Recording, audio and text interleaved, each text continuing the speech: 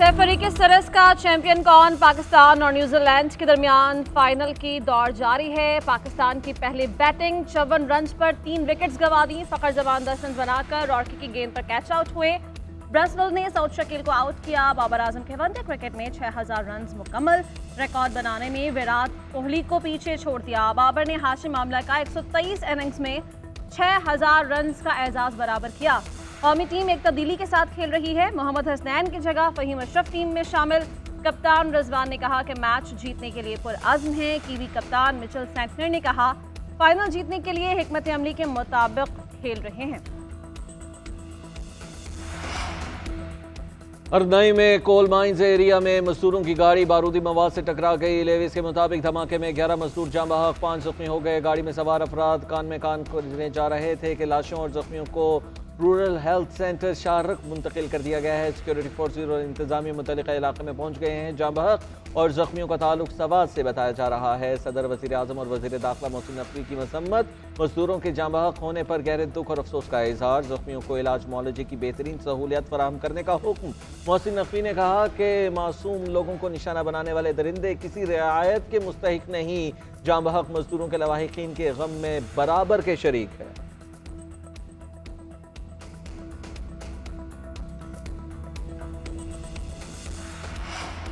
भारत को जदीद टेक्नोलॉजीज की मुंतकली पर पाकिस्तान को शदीद तहफ़्फ़ुज़ात है। इंडो यूएस मुश्तरका बयान को बेबुनियाद और गलत करार देते हैं।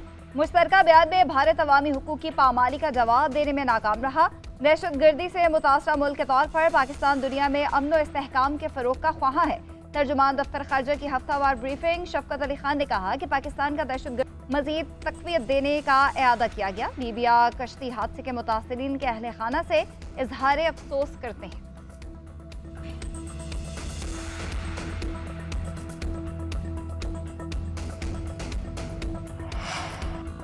भारतीय वज़ीर आज़म अमरीकी सदर को टैरिफ आयद न करने पर कायल न कर सके। डोनाल्ड ट्रंप ने कहा कि भारत के साथ वैसा ही टैरिफ होगा जैसा वो अमेरिका पर आयद करता है। भारत के साथ अमरीकी तिजारती खसारा $100 मिलियन है। इसे कम करने पर तफसीली बात हुई। तेल गैस से मुताल्लिक़ हतमी मामलात तक पहुंचे। अमरीकी सदर का भारत को अरबों डॉलर्स का फौजी साजो सामान बेचने का ऐलान। F-35 लड़ाका तैयारों समेत दीगर हरबी सामान फरोख्त किया जाएगा। मोदी को प्रेस कॉन्फ्रेंस में मुश्किल का सामना। उड़ाने से मुताल्लिक़ सवाल पर मोदी ने बात घुमा दी। बांग्लादेशी हुकूमत की तब्दीली से मुताल्लिक़ सवाल हुआ। अमरीकी सदर ने मामला मोदी पर डाल दिया। ट्रंप ने कहा कि बांग्लादेश पर मोदी बरसों से सरगर्म थे। मोदी ही इसके जिम्मेदार हैं।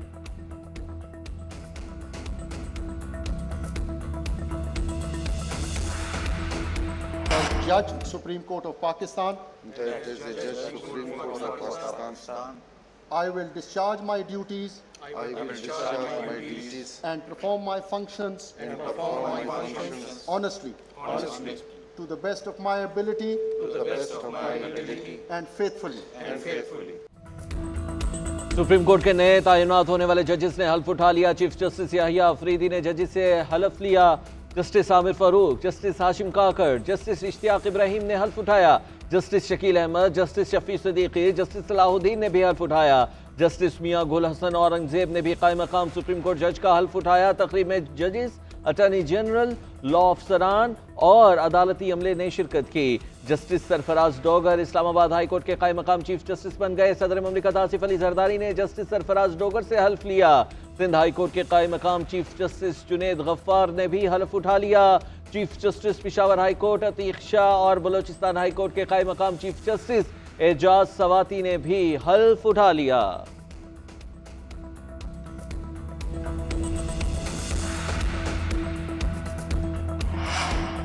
किसी से कोई जाती अनात या इख्तलाफ नहीं। बाकी तमाम जजेस के साथ मुलाकात होती है, इकट्ठे चाय भी पीते हैं। कमरे में मौजूद हाथी किसी को नजर ना आए तो क्या कह सकते हैं। जस्टिस मंसूर अली शाह की सहाफ़ियों से गैर रस्मी गुफ्तगू। सहाफ़ी ने सवाल किया कि सुना है आपके खिलाफ रेफरेंस आ रहा है। जस्टिस मंसूर ने जवाब दिया, रेफरेंस जब आएगा तब देखा जाएगा। कुछ गलत किया ही नहीं तो रेफरेंस का डर क्यों होना, अल्लाह मालिक है। सहाफ़ी ने सवाल किया कि कहा जाता है कि आप लोग काम नहीं करते। जस्टिस मंसूर अली शाह ने जवाब दिया, मुकदमात निपटाने की शरह देख लें, किसके कितने फैसले कानून की किताबों में शाया हुए हैं, सब सामने हैं। तमाम रिकॉर्ड सुप्रीम कोर्ट की वेबसाइट पर मौजूद हैं।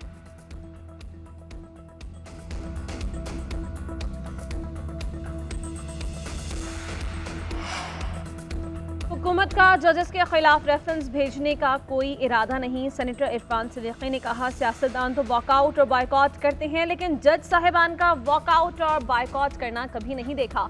सबको पता है वो कौन से 2 जज साहिबान हैं जिनके खिलाफ रेफरेंस लाने की बात की गई है। जजेस में तकसीम में कोई नई बात और कोई अच्छी बात भी नहीं है। अदालतें, सूबे और इंतजामिया काम कर रही है, मुल्क के अशारिये बेहतर हो रहे हैं। सियासी अदम इस्तेहकाम ने क्या बिगाड़ लिया? पीटीआई ओपोजिशन से बातचीत कर रही है, अच्छी बात है। जहां कंफर्टेबल हैं वहां जरूर बात करें, मगर बातचीत से पहले बता दें कि सिविल नाफरमानी पर कायम है या नहीं। क्या आज भी 9 मई और 26 नवंबर जैसे एहतजाज करना चाहते हैं?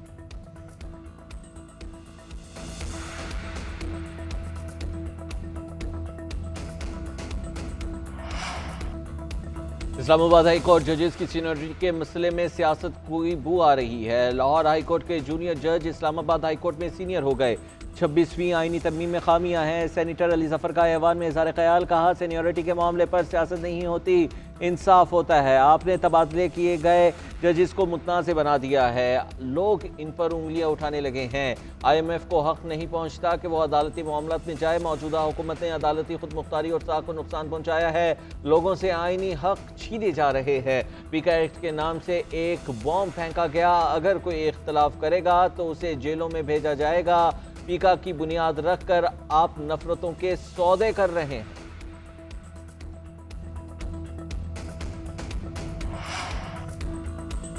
सेनेट के इजलास में इंसानी स्मगलिंग की रोकथाम का बिल मंजूर। वजीर कानून आजम नजीर तार ने कहा कि इंसानी स्मगलिंग रोकने के लिए बिल में सजाएं बढ़ा रहे हैं। कश्ती डूबने के हादसात हुए, हमारा इमेज खराब हुआ है। अंडर एज गर्ल्स की स्मगलिंग बड़ा संगीन मसला है। सेनेट में तमाम सूबों में सियासी इज्तिमात की इजाज़त देने के हक में करारदाद मंजूर। करारदाद में कहा गया कि तमाम जमातों को आईनी हक के मुताबिक इज्तिमात की इजाज़त है। हुकूमतें आइन और कानून के मुताबिक सियासी जमातों को सियासी इज्तिमात की इजाज़त दें। बैरिस्टर अली जफर ने सहाफ़ियों के तहफ़्फ़ुज़ से मुतालिक बिल पर कायमा कमेटी इत्तलात की रिपोर्ट ऐवान में पेश की। कहा यह बिल सहाफ़ियों के तहफ़्फ़ुज़ का है, जल्द मंजूर किया जाए।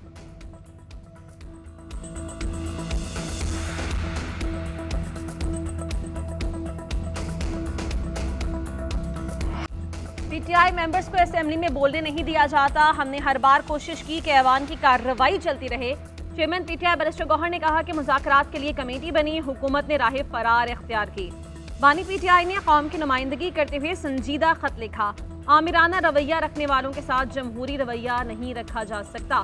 साहिबजादा हामिद रजा ने कहा पार्लियामेंट का जो किरदार था वो अब नहीं रहा। पार्लिमानी तारीख में इससे ज्यादा गैर मुअस्सर पार्लियामेंट नहीं देखी। ओपोजिशन को असेंबली में आज फिर बात नहीं करने दी गई।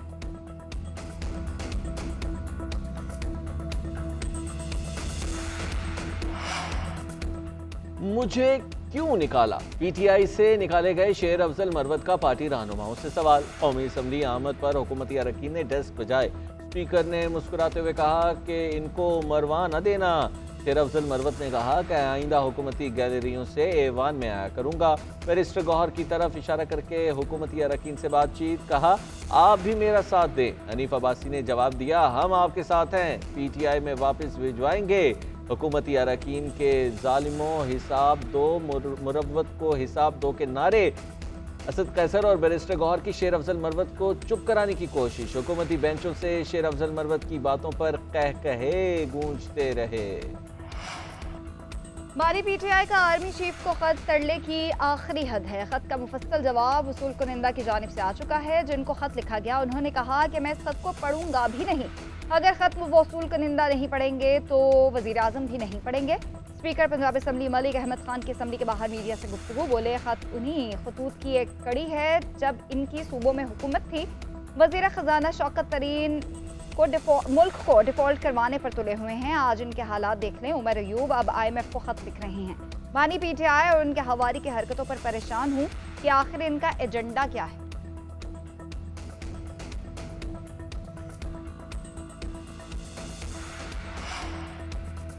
बानी पीटीआई पूरी रियासत के खिलाफ खड़े हैं। जिस चीज़ के लिए इस मुल्क की बुनियाद रखी गई थी वो पूरा नहीं हुआ। मैं बानी से मिला और बताया कि जो बीमारियां हैं उन्हें कोई बीमारी ही नहीं समझता।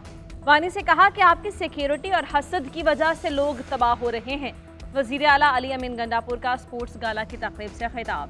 कहा बानी पीटीआई ने केपी के लिए जो ख्वाब देखा था वो आज पूरा हो रहा है। खेलों से इंसान मुकाबला करना सीखता है, आगे सिर्फ वो बढ़ता है जो हालात का मुकाबला करता है।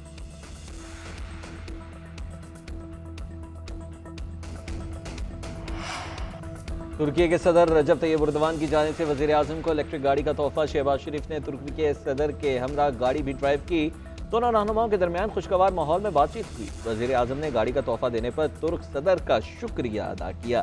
शहबाज शरीफ ने कहा कि इलेक्ट्रिक गाड़ियों के फ़रोग़ से फ़ज़ाई आलूदगी से निमटने में मदद मिलेगी। 2030 तक 30% गाड़ियों को इलेक्ट्रिक टेक्नोलॉजी पर मुंतकिल करने का अज़्म रखते हैं।